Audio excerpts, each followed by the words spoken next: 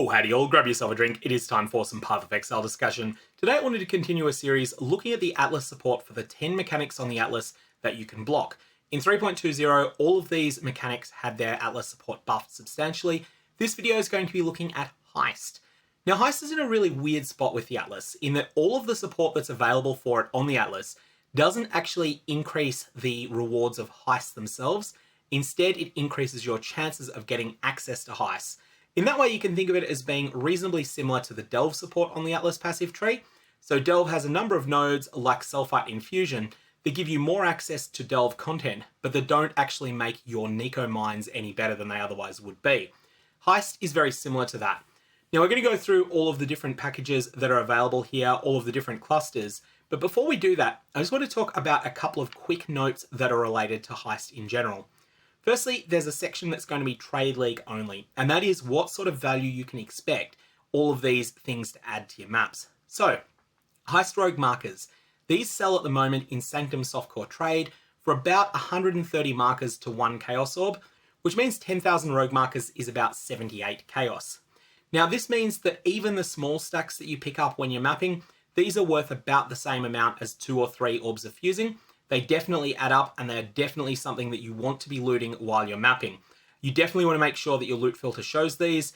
Blueprints generally sell for about 40 Chaos if they have a gem reward, about 4 Chaos, i.e. pretty much rubbish if they are a currency or trinket one, and about 20 Chaos if they're anything else. Now you will get more than these amounts if you sell in bulk, but these are the sorts of prices that you will generally sell things at pretty fast. This means that the average blueprint is worth a little bit over 20 Chaos at the current time I'm recording this video. Contracts wise, it's a much more of a mixed bag. Deception contracts, so ones where the job that's required for the rogue to have in order to beat it is deception, these sell in any sort of bulk for 17 Chaos each. That's quite a bit. However, all of the rest are worth much less. Counter Thaumaturgy and Perception contracts will sell for about 4 Chaos each in bulk. Lockpicking ones may sell for 3. Everything else is really hard to sell and pretty much not worth picking up. Unfortunately, item filters can't tell the difference between a Deception contract and a Counter Thaumaturgy contract or a Lockpicking contract, so you're going to have a quick look at them, but they are definitely worth it.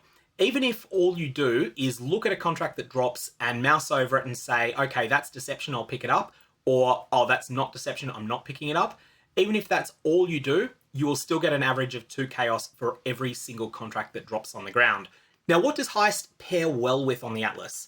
It's going to seem a bit counterintuitive because everything's on the left side, but the stuff that I think Heist pairs best with is either Harvest or a number of the things that cause one event that you can probably easily find in your maps to be better. And that is things that increase the value of killing the map boss. Vivid Memories in the Synthesis cluster is a good example here, as is Remnants of the Past in the Shaper and Elder cluster. But as well as nodes that add loot to the map boss like those, you may also want to consider the things that grant you a percentage chance to replenish a master mission after you kill a map boss, nodes like Mad Devotion for Nico missions. Harvest is somewhat similar, although of course your Sacred Grove could be in a different location. These tend to work pretty well in conjunction with a Heist Atlas, and I would recommend considering pairing them together and then running mostly Elk and Go maps rather than running juiced maps. One key difference though between Smuggler's Caches and the Harvest Sacred Grove is that Smuggler's Caches can accumulate and stack on a map. If you're running one map, you can only ever get one instance of the Sacred Grove, but you can get multiple, and in fact even many, Smuggler's Caches on one map. The next thing I want to talk about is the effect of the various Atlas keystones that totally transform how your Atlas works. Things like Wandering Path and Grand Design. Should you use these? And the answer is pretty much no. Wandering Path is not absolutely terrible in every single setup, but it's broadly speaking going to be worse. And that's because whilst the small nodes are good, the large nodes are good too with Heist, and they tend to synergize together. And a lot of their strength is that you get some benefit from the small nodes, some benefit from the large nodes, and they work together, whereas just having double benefit from the small nodes is a little bit worse. So don't recommend Wandering Path. I definitely don't recommend Grand Design with Heist because small Atlas passive skills are important, and the additional pack size that you get from Grand Design is not going to meaningfully compensate for this at all. There are other Atlases where you might use Grand Design, this is definitely not one of them. However, you can use Growing Hordes. Your Heist won't gain anything out of it, but they also won't lose anything because there are no Scarabs that interact with Heist. If the rest of your Atlas wants to take this, feel free to take it and know that there'll be no real cost for it. Now, we also mentioned sextants there. Forcing a smuggler's cache onto a map is really worth your while doing if you can be bothered, but it's not such a massive advantage that you should feel compelled to do it. There is also a rarer sextant mod that causes your heist contracts to drop with implicits, and this is a mixed bag. I advise you to try this for a little bit, but only if you are willing to carefully read every contract that you run, because some of these implicits make the contracts a lot more difficult than they otherwise would be. With all of that preliminary stuff out of the way, let's go through all of the clusters and start with the oddball, the Dutiful Soldier. Now, this cluster is worth taking for the small nodes. 12% chance to get a smuggler's cache in your maps is fantastic. The Dutiful Soldier is in a really weird place. Huck accompanies you on opening the first smuggler's cache in each of your maps, and Huck causes your player to be more powerful than you otherwise would be. This is really cool, except for the fact that if you are reliant upon this extra power that Huck is granting you, then you probably are going to struggle really badly in contracts. This is an okay node, and sometimes the extra little bit of power that Huck gives you will allow you to tackle an alter mod that you otherwise might not have been able to tackle. And so in that reason, it is definitely worth taking this point, but it is not something that's fantastic. That's the Dutiful Soldier cluster. Next, we have a very simple cluster, and that is the Secret Stash cluster. What you're getting here is 28% chance for your maps to contain a smuggler's cache, 16% from the small nodes, and yes, you want to take them all, including these two that are not required for pathing, and 12% from the large node, which you definitely want to take. This cluster is absolutely fantastic, even if you are always using a sextant that forces a heist onto every map, and it becomes even better when you take the No Honor Among Thieves cluster right near the end. So yes, take this, it's fantastic. Next we have the Agency Over Jobs cluster. Now this is the Outer West cluster, and GGG tried to balance the job types into 3 categories here to make these all equal, but they kind of failed because deception contracts are so good that there's no real agency here. There's no real player agency, it's fake agency. You got one choice that's the right one, and that is to take the finer arts and to skip higher education and physical training.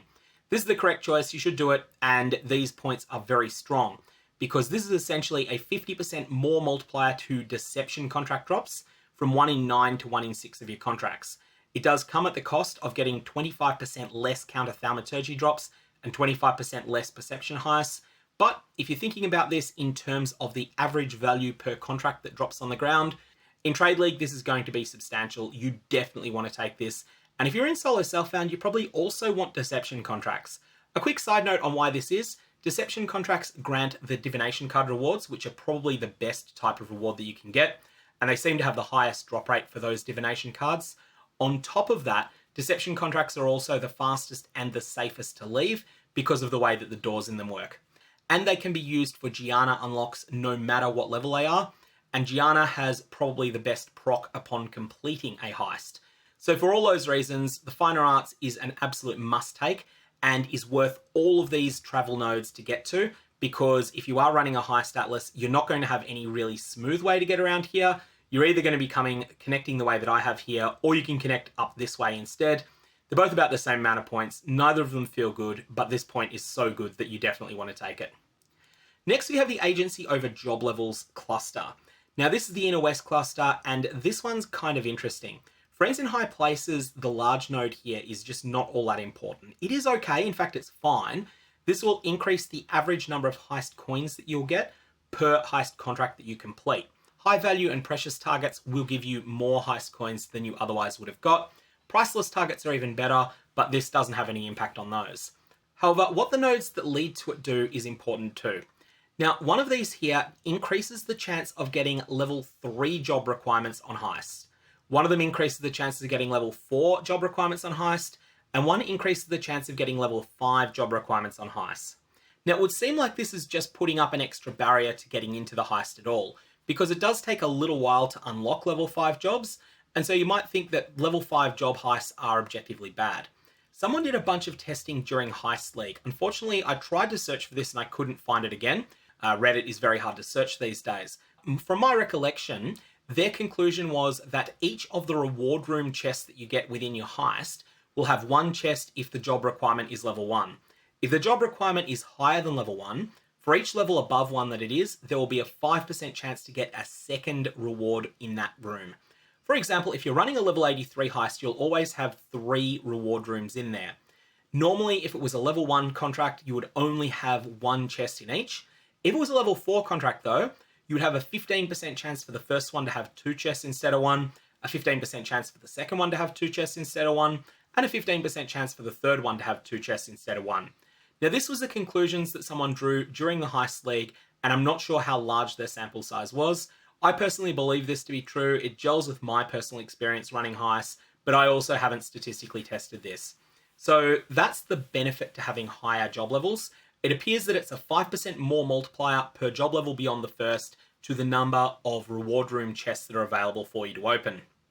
Now, that might make you think I want to take only the job level 5 option, or I want to take only the level 4 and 5 options. It is still worth taking 3, 4, and 5, but there is a second factor you need to consider as well, and that is Gianna. So Gianna is the best of the rogues because she gives you a proc that will give you a discounted cost reveal. And at the time that I'm recording this video, rogue markers are very expensive. As a result, you don't want to use a large number of them in order to open additional wings on your blueprints. You want to be doing this as cheaply as you can, and so you want to be doing it with Gianna rather than using one of the other rogues.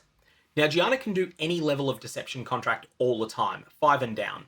However, she can only do level 3 and down counter thaumaturgy and level 2 and down perception contracts by default. If you invest in reasonably easily acquired gear for Gianna, then you can increase these by 1 tier. So she can do level 4 counter thaumaturgy heists and level 3 perception heists using only reasonably easily acquired gear. If you're willing to go to extremes and get very hard to source gear, then Gianna can also do level 5 counter thaumaturgy heists and level 4 perception heists. But just be aware that's going to be a considerable expense, and you're then going to have to then turn around and sell those items, or you're going to have to try and recoup the entire cost you paid for them. So with that in mind, it's actually maybe worth your while not taking the level 5 jobs and leaving just the 3 and 4 on, but I will leave that decision up to you. Every single point here does have some merit, but also every single point does have a cost here.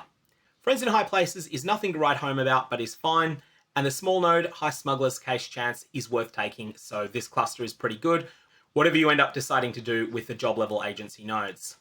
Finally, we have the North cluster. Now this is essentially 2 clusters in one. We have the Casing the Joint side, which increases the quality of smuggler caches that you get by a substantial amount, and also we have the No Honor Among Thieves cluster, which increases the quantity by a lot of those smugglers caches and also slightly increases their quality as well. Let's start with the Casing the Joint side, and this is a huge increase in the value of blueprints. Firstly, you're going to get 24% increased number of blueprints found in your maps, but then you're going to get the big deal. 100% increased chance to drop blueprints from smugglers' caches. Now, I cannot verify this, but the figure that I've heard people say is that there's an 8% chance for a cache to drop a blueprint. I don't know that this is correct, but if it is, then that's going to go from 8% to 16% with this node. Then, blueprints that drop in your maps have a 10% chance to be fully revealed. Now, in a Trade League environment, a fully revealed blueprint is about 70 chaos, that's 70 chaos, more than the same blueprint would be if it wasn't fully revealed. So this is a pretty substantial windfall if it does proc, and as a result, I like to think of this as being your blueprints drop with an extra 7 chaos orbs. That's not exactly correct, but it's pretty close to it, and you're getting twice as many of them.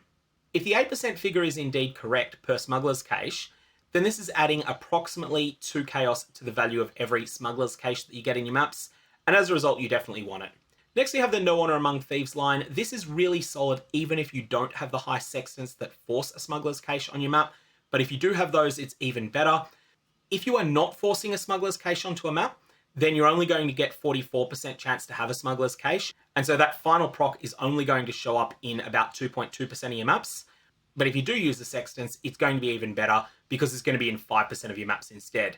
You'll also get some okay small nodes as well, and ultimately this cluster is fantastic. Anyways, that's all of the support that's available for Heist on the Atlas passives at the moment. I think Heist is in a pretty good spot. If you like the mechanic, then you can definitely make a lot of currency running it. And if you don't like the heists themselves, you can actually run an Elk and Go strategy and spec for Heist anyway, then just turn around and bulk sell all of your contracts once you've got lots of them. There's plenty of people that will want to buy them off you. That's all I got on this. May your Varlorbs have interesting results.